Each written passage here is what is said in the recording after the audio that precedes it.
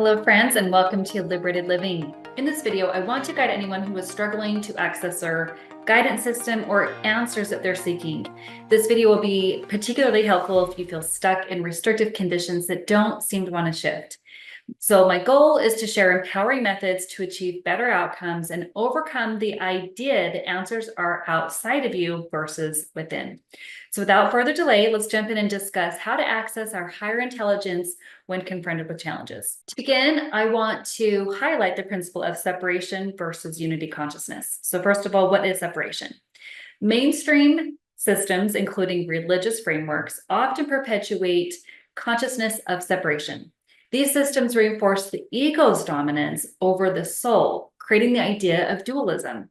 It encompasses various dimensions and interpretations, often relating to how we perceive and relate to the world as well as ourselves.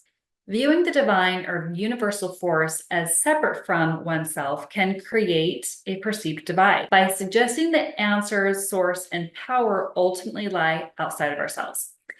This division can hinder the experience of a unified consciousness and the realization of one's inherent connection to the greater whole, causing division between self and divine or infinite power.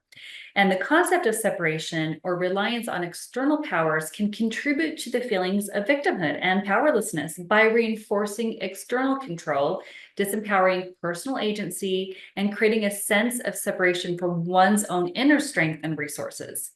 To counteract these effects, it's beneficial to cultivate a sense of self-efficacy, recognize and harness inner resources, and foster a sense of unity and connection with oneself and the broader universe. By shifting focus from external dependencies to internal alignment and our internal resources, we can empower ourselves by enhancing a sense of agency and personal power with the well-being that we desire.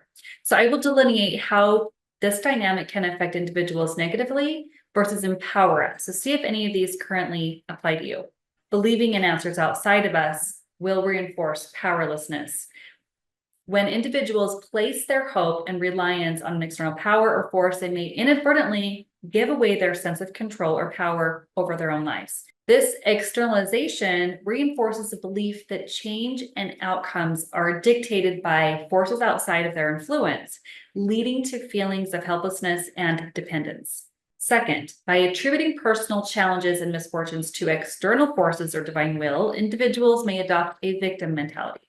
This mindset can prevent them from taking proactive steps to address their issues effectively and perpetuating a sense of powerlessness, and therefore continuing to reloop that cycle.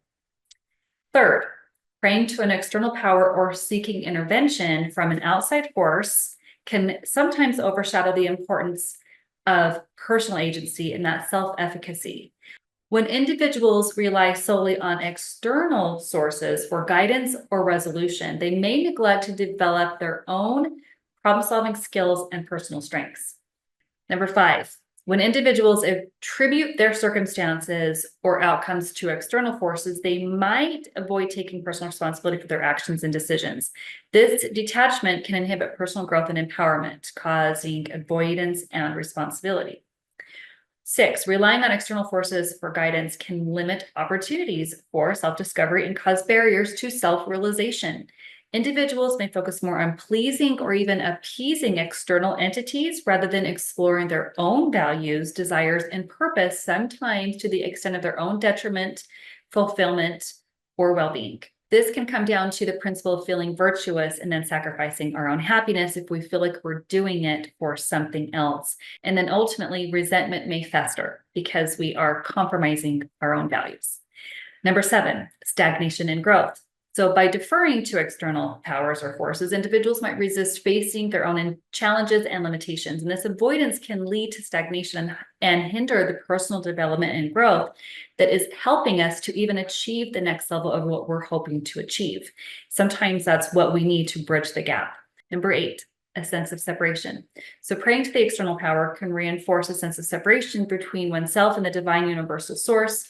This is one that I've been addressing.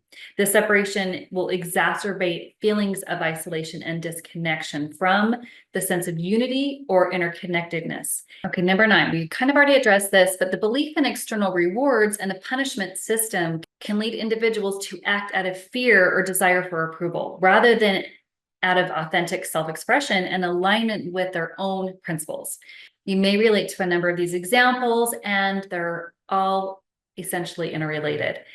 However, when we focus more on external interventions rather than our own values and inner guidance to solve or remedy circumstances, it will be to the cause of our distress. And this is particularly common with health concerns. If we don't also address the programming that is likely the cause of our distress state, it will impact our overall holistic well-being, emotionally and physically. So I'll provide more examples of how to utilize these techniques. However, if you're looking for further assistance working through a particular challenge or a long-standing issue that hasn't seemed to budge for you, you might want to check out our 7-step panacea system to determine which step you may need to polish or that you could be missing to help gain new momentum and shift any limiting conditions that you're currently facing. So look for the 7-step panacea system in the link provided. In theology, separation often refers to the distinction between the divine and the earthly or secular. Many religious traditions speak of separation between a God or divine and the created world.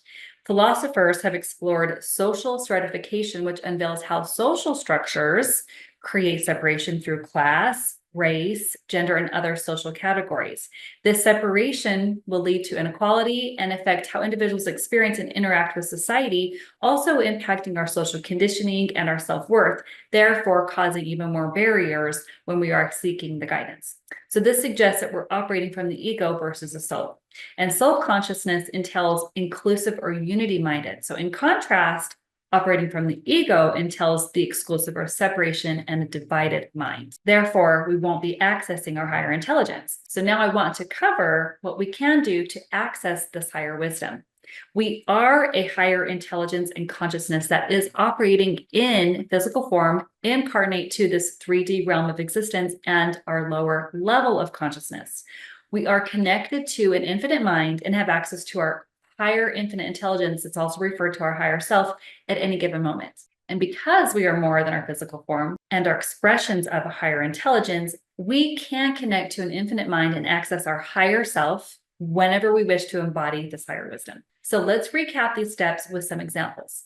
1, ask clear questions. Frame your questions in a specific format to receive clear answers. The way you structure your questions plays a crucial role in how you receive guidance. So aim to be in a flow state or higher vibration and detach from the outcome of how the answers will be delivered to you. This openness and receptivity is key to the insights that you seek. 2, seek guidance from higher intelligence. So when you pose a question to your higher mind, the answer will often come unexpectedly, but will resonate deeply with you.